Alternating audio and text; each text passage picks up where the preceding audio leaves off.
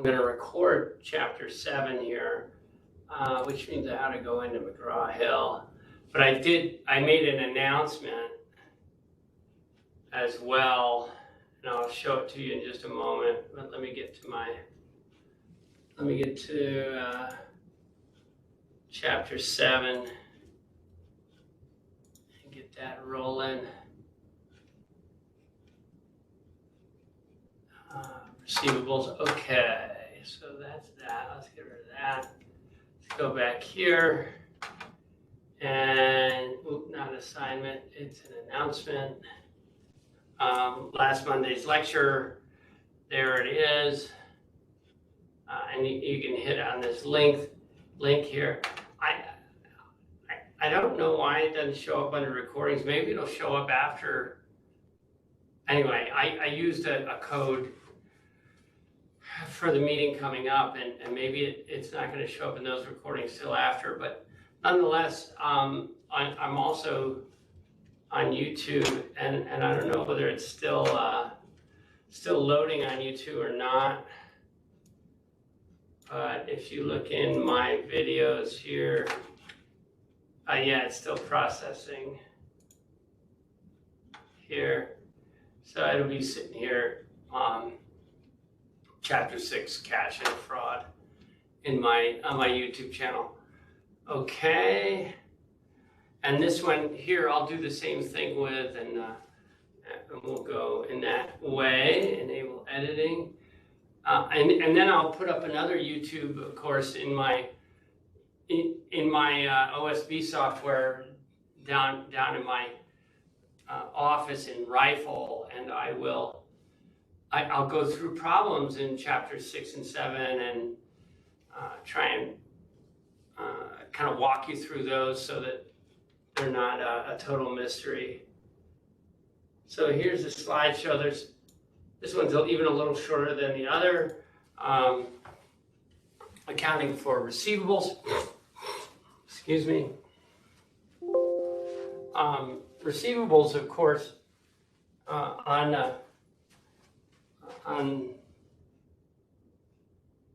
let's see, I'll lower that, and so it doesn't make that noise every time I touch the board.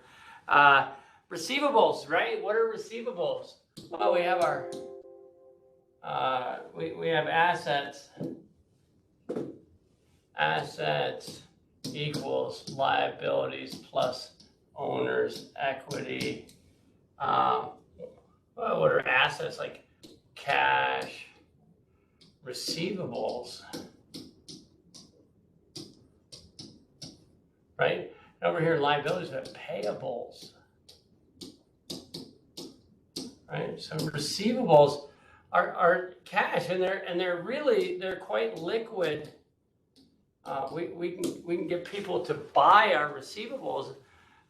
When you through my illustrious career, I've been in debt. I was in debt at one point in my life. It's very embarrassing, still very embarrassing to share with you. But I was getting calls from collection agencies, and a collection agency might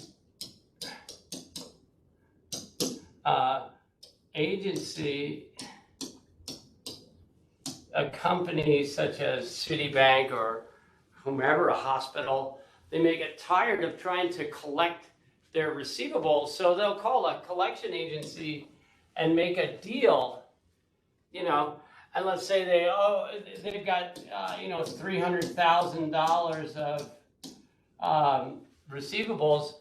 They may pay the collection agency 10% or something along those lines. So $3,000 or no, $30,000 would be 10% in order to, and then they just hire people and bang the phones and go knock on doors, do what it takes to get those receivables in. So receivables are important.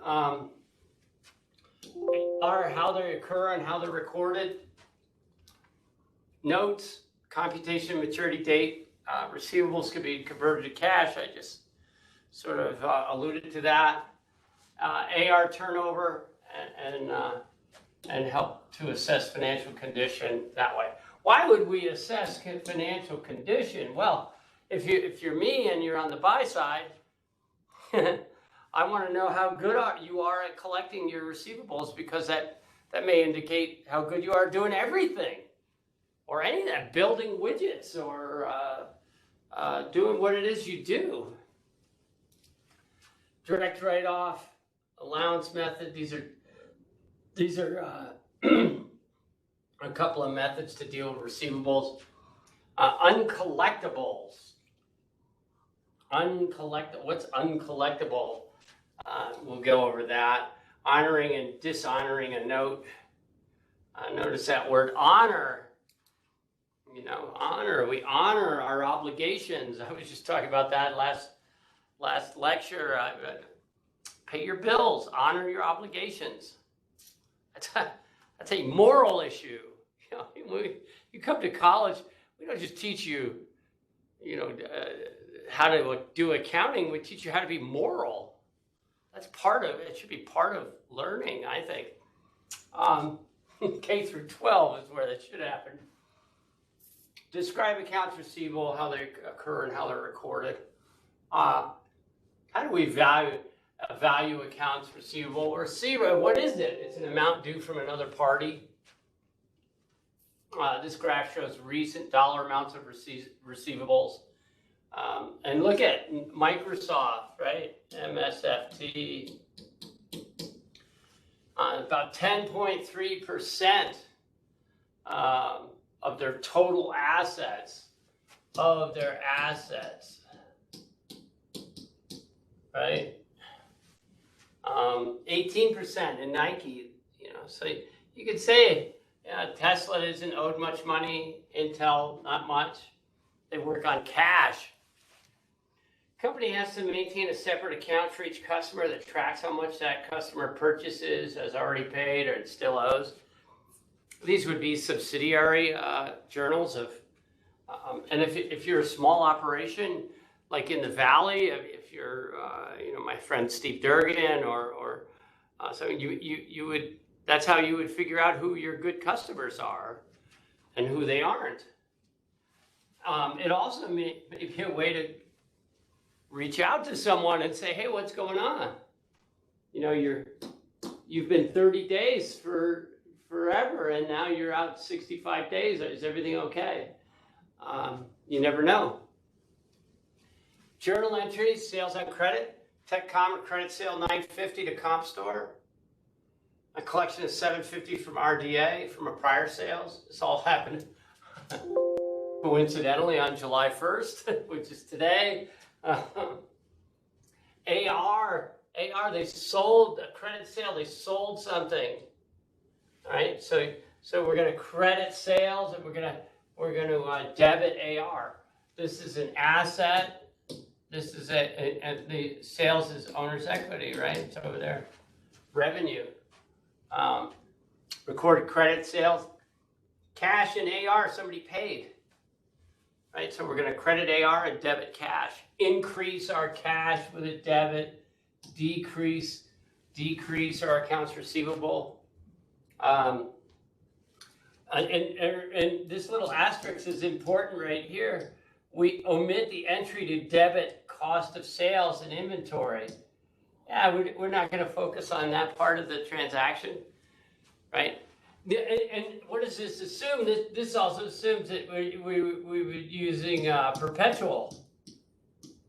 All right. I think when I left you last time, I made that error in inventories of trying to figure out inventory in the periodic system using my perpetual head, and made that error.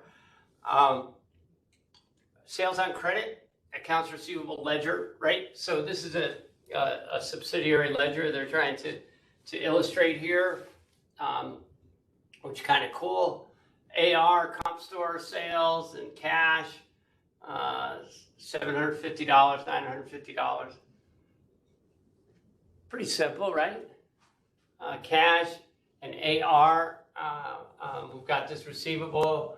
We debited our cash and we paid down some of that receivable. And you can look here. here's that 720,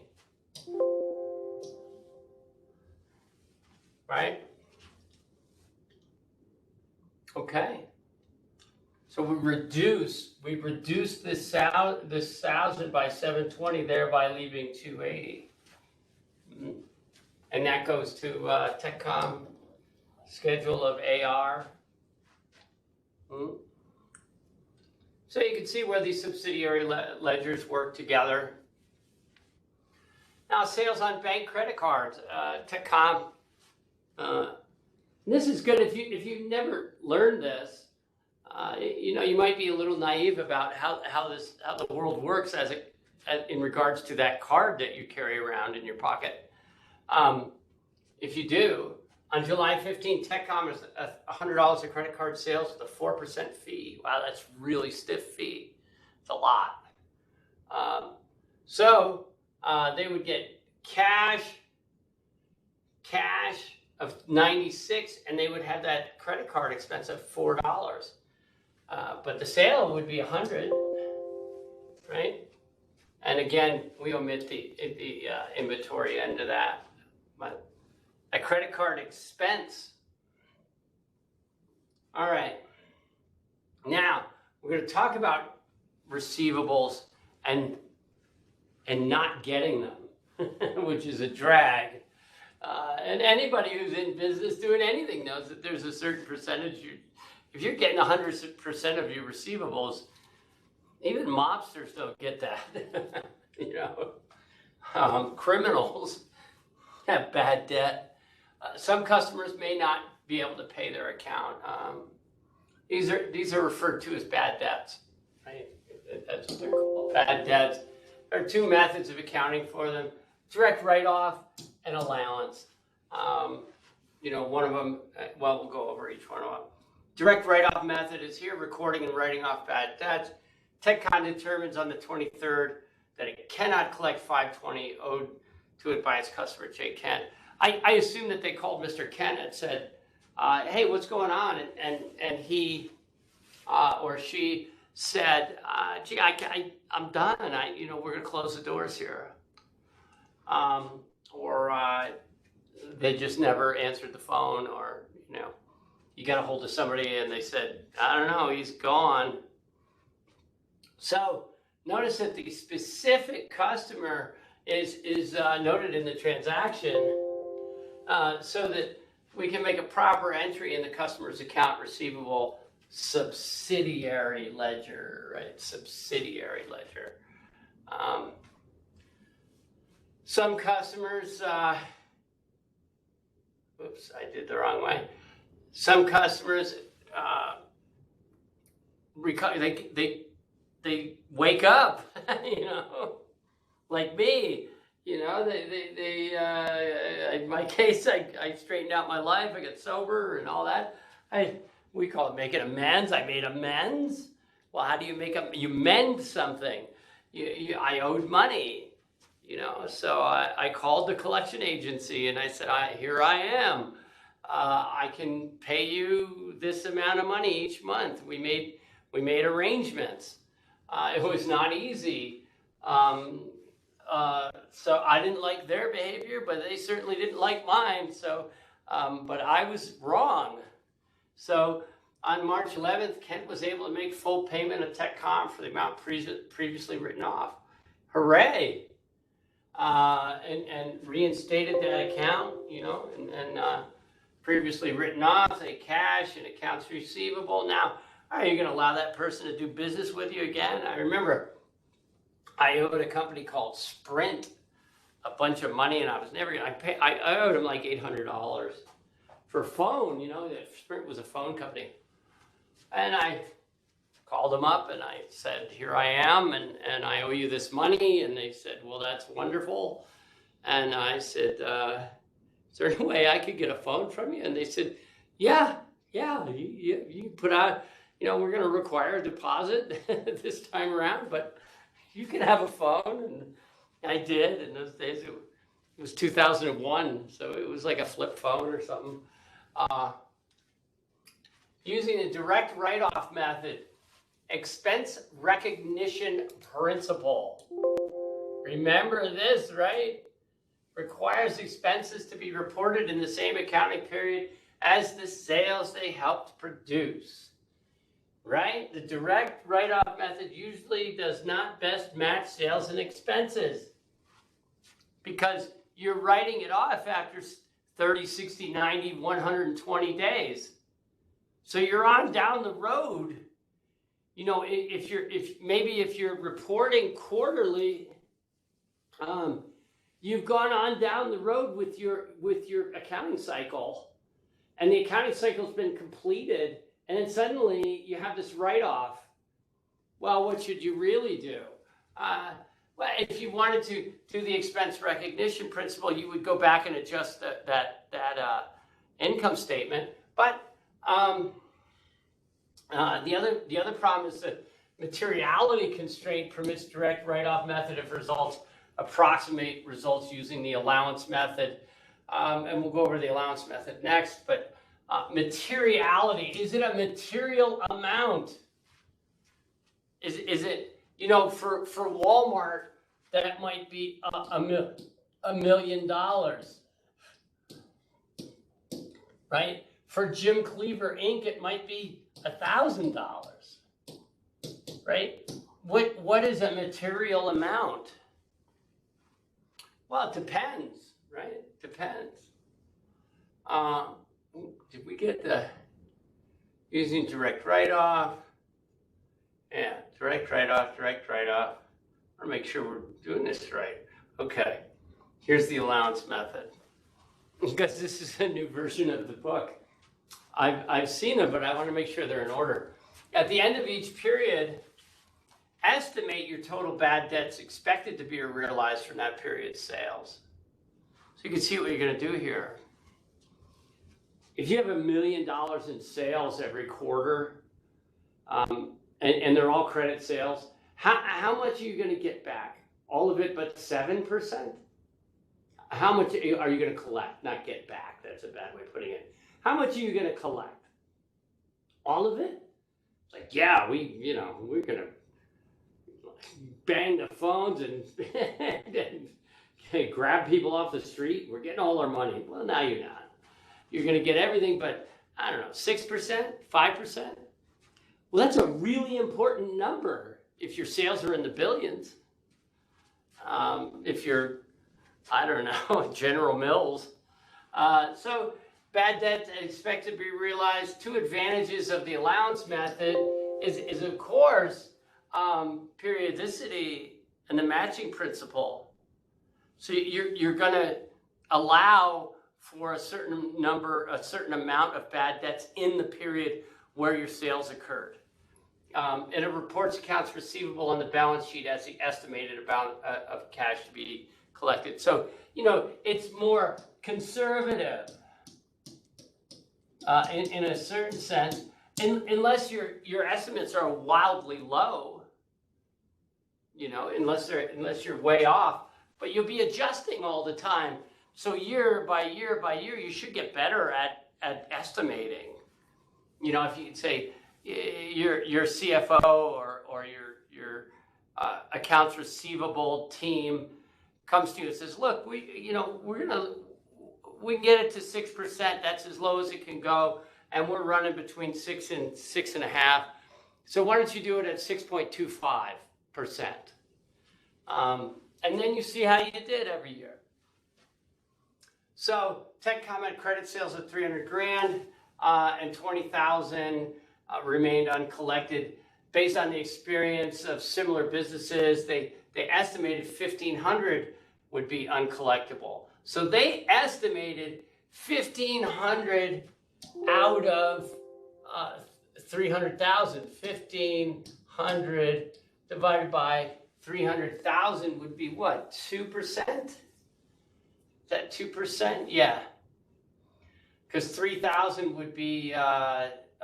It would be 0.5%. Yeah, 3,000 would be 1%. So this would be 0.5%. Boy, that seems really low. 20,000, that seems more accurate to me, but nonetheless, they thought their bad debts expense and allowance for doubtful accounts would be the estimate of bad debts. Notice this allowance for doubtful accounts. That's the fancy way to that's what we call that account in our chart of accounts. It's an allowance for doubtful accounts, and then we make an adjustment, right? Here's the AR of 20,000. The allowance for doubtful accounts is over there at 1,500. Well, what do we end up doing? Based on the experience at they had 1,500. So we have these current assets, accounts receivable 20,000, less the allowance for doubtful accounts was 1,500, right? Or current assets, accounts receivable net of the 1,500 doubtful accounts, 18,500. So it's 18,500, but now we have to make an adjustment, right? We got this. Oh, now we've already gone over to here, but we got that 18,500. At the end of the first year, 20 sales remained uncollected. It's only going to be 18,500 because we already had this allowance for doubtful accounts. So that's now the next year we're going to change our estimate. Guaranteed, we're going to raise our estimate unless this was a real anomaly. This $20,000 was some crazy, we had a customer, we had no idea they were going to go out of business, and they did. But anyway, moving on. Same thing, the allowance method of writing off a bad debt.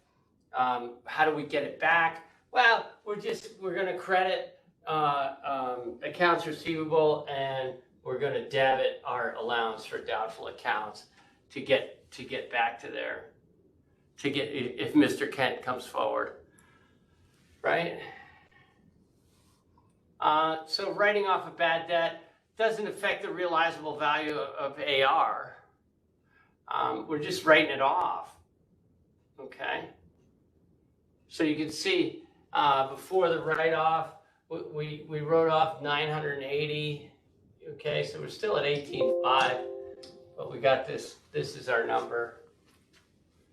Okay, that makes sense.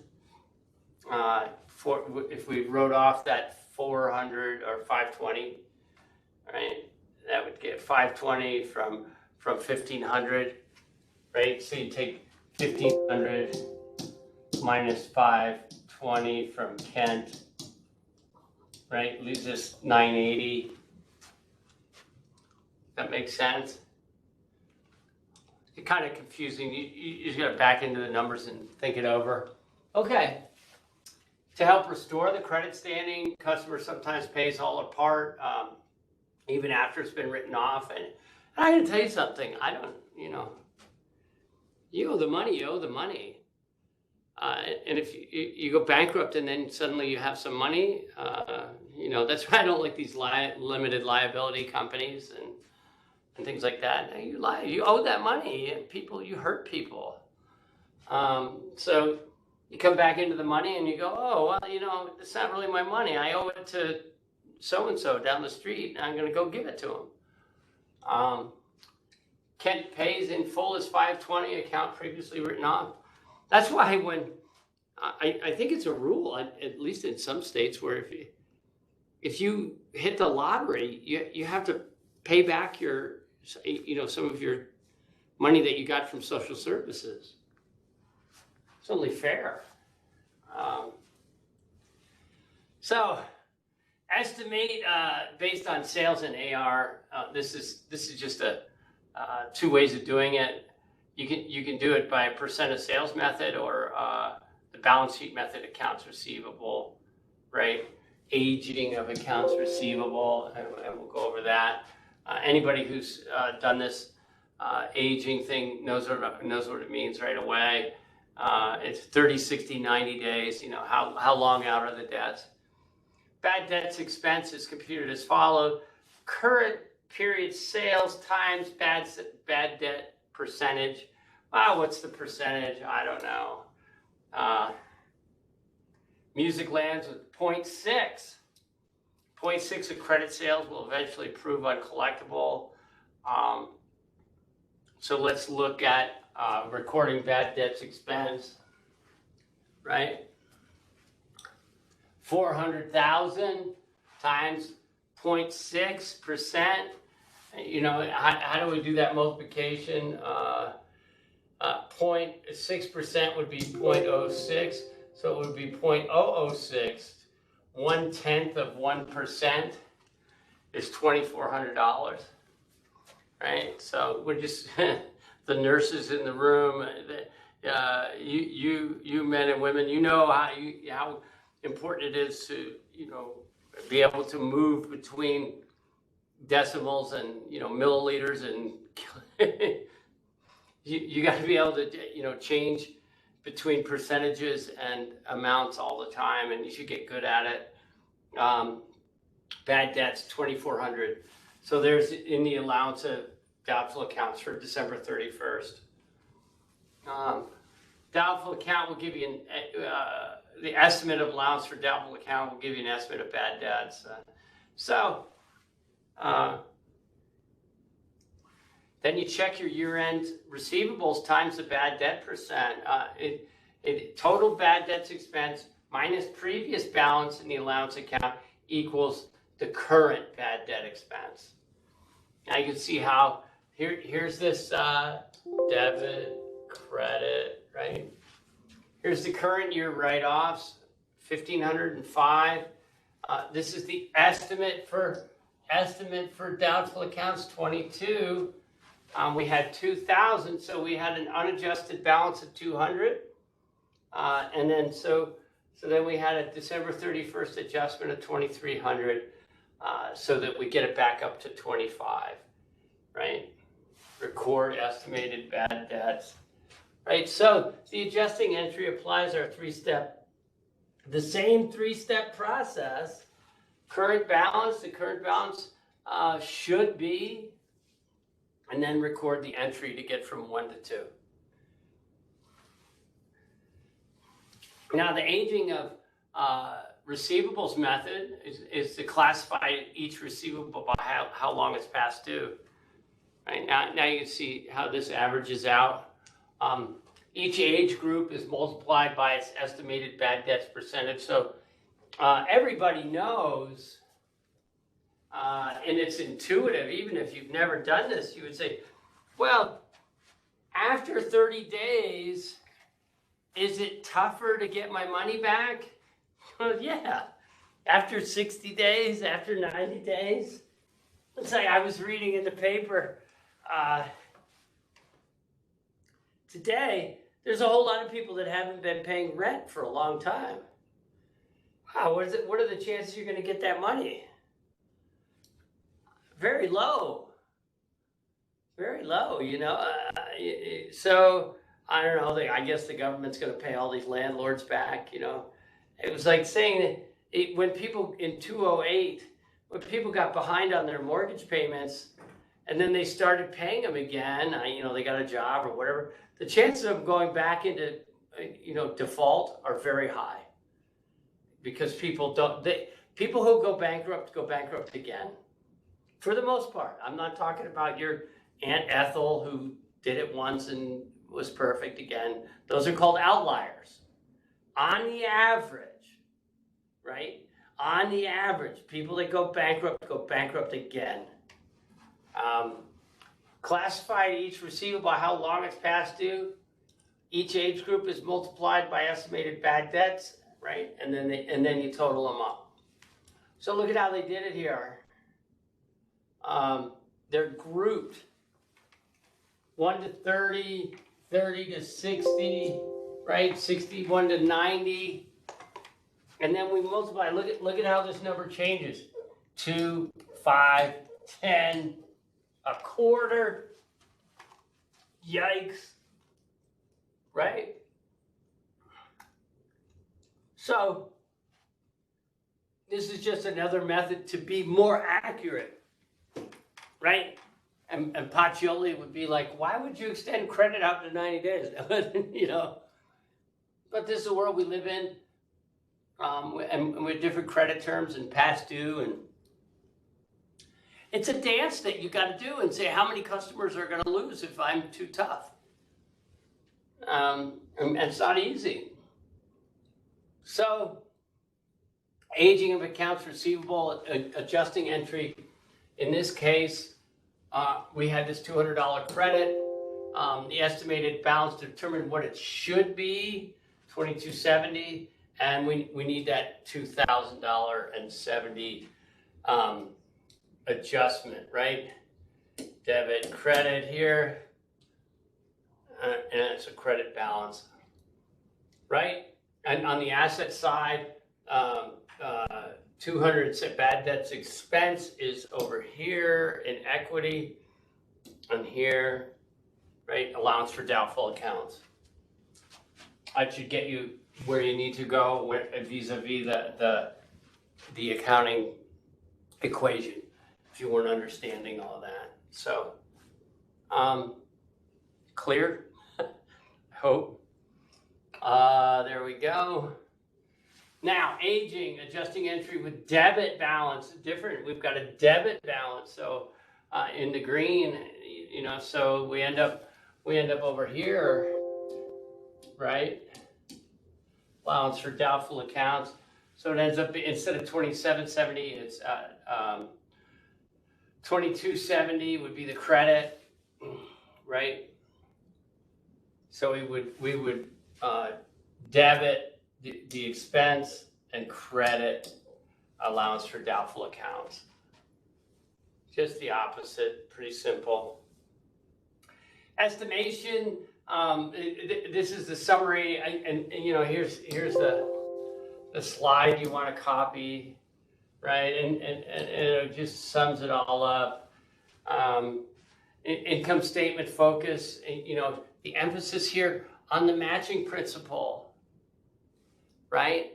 Which for me, you know, that's a good way of doing it. But the balance sheet focus is an emphasis on the realizable value. Is it more honest?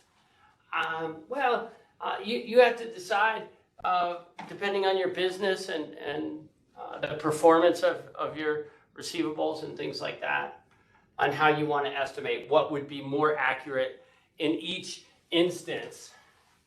All right, now this section of the book is always a lot of fun because it again goes to the idea of the interest rate. And I get to reiterate that idea that the interest rate is the price of money. And it has everything to do with the time value of money and what it is that, what is your time worth? And how does that play out in the business world? So a promissory note is a written promise to pay a specified amount of money, usually with interest, either on demand or at a stated future date. Promissory note. A check is a type of promissory note. So $1,000, when's it due? July 10th. 90 days after date, I promise to pay the order of TechCom $1,000 for value received with an interest at an APR. I just applied for a mortgage today, and my APR is going to be 2.6%, 30-year fixed rate. 2.6. This is 12%. Nobody's getting 12%. Well, maybe on a short-term note they are. I doubt it. But your credit has to be exceedingly bad to have that higher rate in today's interest rate environment. And it's not an interest rate environment. I shouldn't even call it that. Interest rates are set through market manipulations by a central bank called the Federal Reserve. But they're really set by Congress and the president, who manipulate the central bank into doing what they want them to do in this political process. And that's why when people say we have a free market, I say, how is that possible? We set the price of money. So we don't have a free market. We have what's called a mixed marketplace. But we have money socialism or money communism. You know, money, I don't know, set in Washington. Computing maturity date Now this is important for these notes. The maturity date of a note is the date of the note. Principal and interest must be repaid. 90-day, 12% promissory note as a result of the sale to Julia Brown. So here's Exhibit 712. Here's the computation. Right, 30 days has September, April, June, and November. All the rest of 31, except for February. Except for February, which has 28 and 29 every 4 years on leap day. 30 days has September, April, June, and November. All the rest of 31. So we've got 21 days. We bought the note, so we have July 11th to 31st is 21 plus 31 plus 30 plus 8. You know, so they'll try and trip you up in the homework and in your CPA exam or wherever. Days in July, 31 minus the date of the note is 10. So 21, 31, 30 is 90. So when's it due? October 8th. The maturity date is the 8th. Okay, it's due and payable on October 8th. And then how do we do the interest computation? Well, we have principal on the note. Then we have the annual interest rate, and then we have the time expressed in a fraction of the year. The 360 days is called the banker's rule. You'll notice when we do price per earnings or our other ratios. For ratios, we use 365. For ratios, we use 365.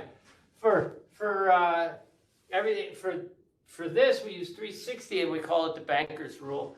It's conservative, right? So 1,000 times 12 times 90 out of 360, 936 is 0.33. No, 9 times 4 is 36, dum-dum. 9 times 4 is 36, so it's 0.25. It ends up being $30. That's the interest on that note. Worth it? Yeah, 12%. Notes receivable are usually recorded in a single notes receivable account. To simplify record keeping, the original notes are kept on file. Right, you would keep Julia Brown's note on file so that you had it and could produce it. It's a contract, by the way. The original notes are kept on file, right? Interest and due date. Received the note at the time of the product sale to Julia Brown. So we have a receivable called a notes receivable, and we have sales. We're going to credit sales over on the owner's equity side of our and again, we omit the entry of sales and credit inventory, you know. So, seller may accept a note receivable from account to allow an extension, right? You may get in trouble if you're a new company and you say, oh my God, we don't have the cash flow that we thought we were going to have.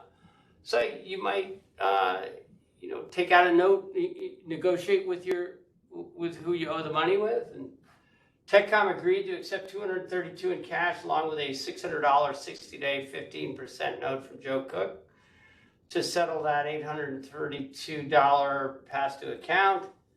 So there you go. Pretty simple.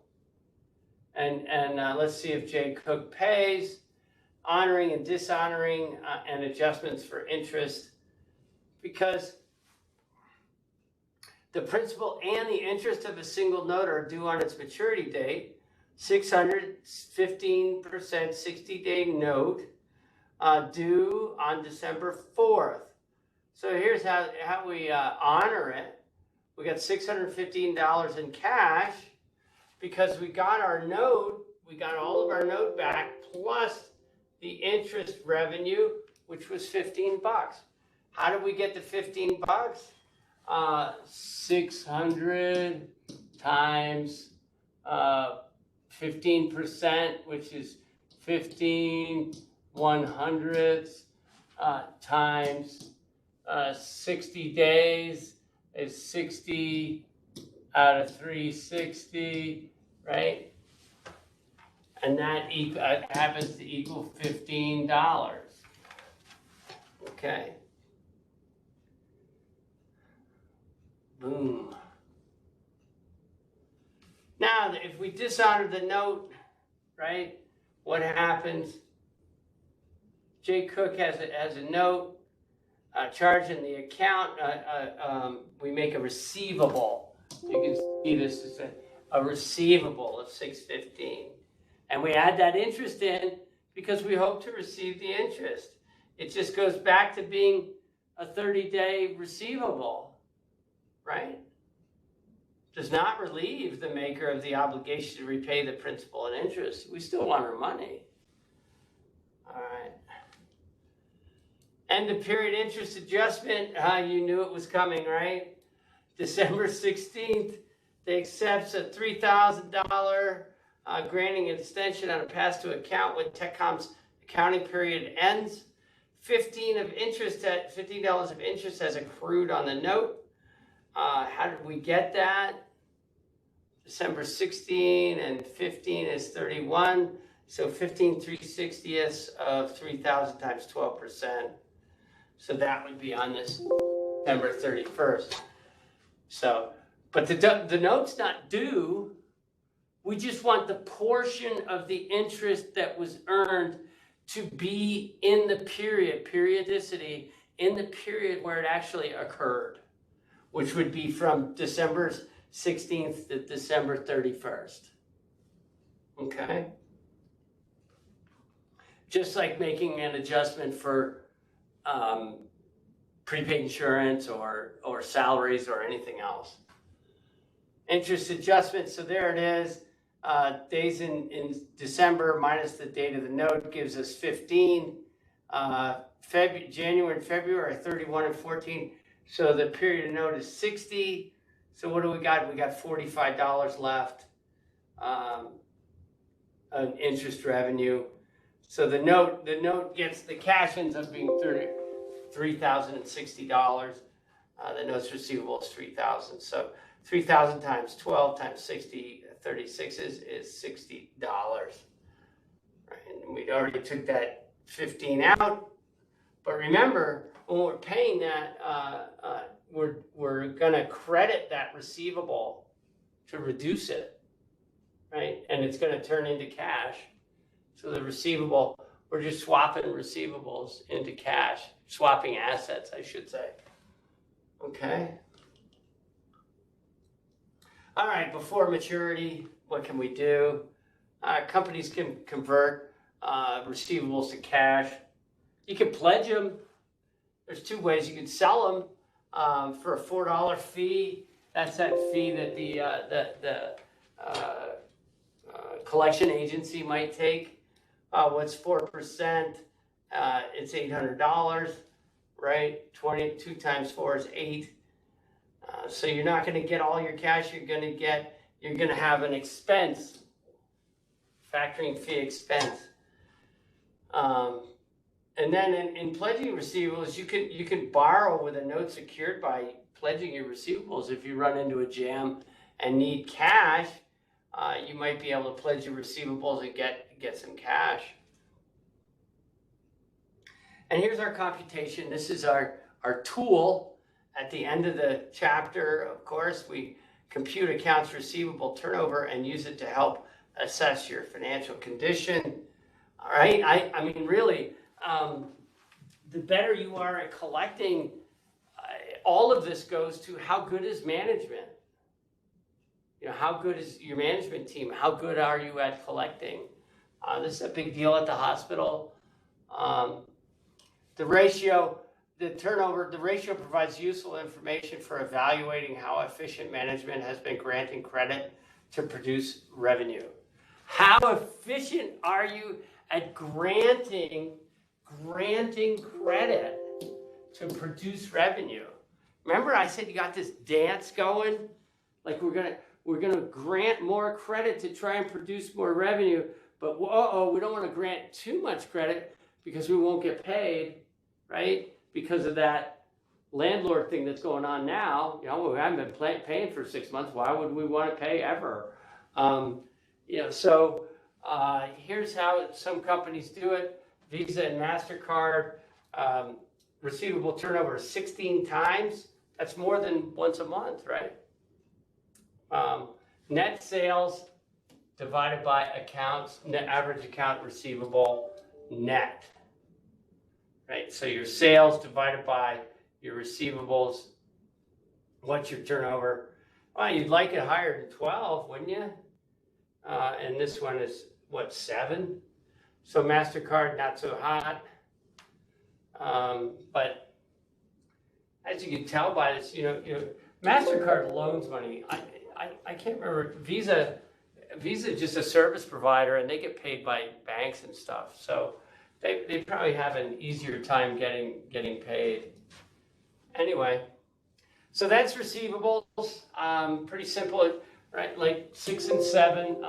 6 and 7 are both, you know, fairly quick and easy chapters. So I'll put up a little exam after this week, and I'll put it up right away when I get home or something. And get these chapters out of the way so we can jump into 8. Remember, no class on the 5th. Campus is closed. This is your lecture. And I look forward to seeing you on the 7 and 5. This is what, 15th. And we're racing towards the end of the semester. So remind yourself, this is not going to happen in a weekend. You know, get it going. And I will talk with you soon. Reach out if you have any questions. And I appreciate you tuning in.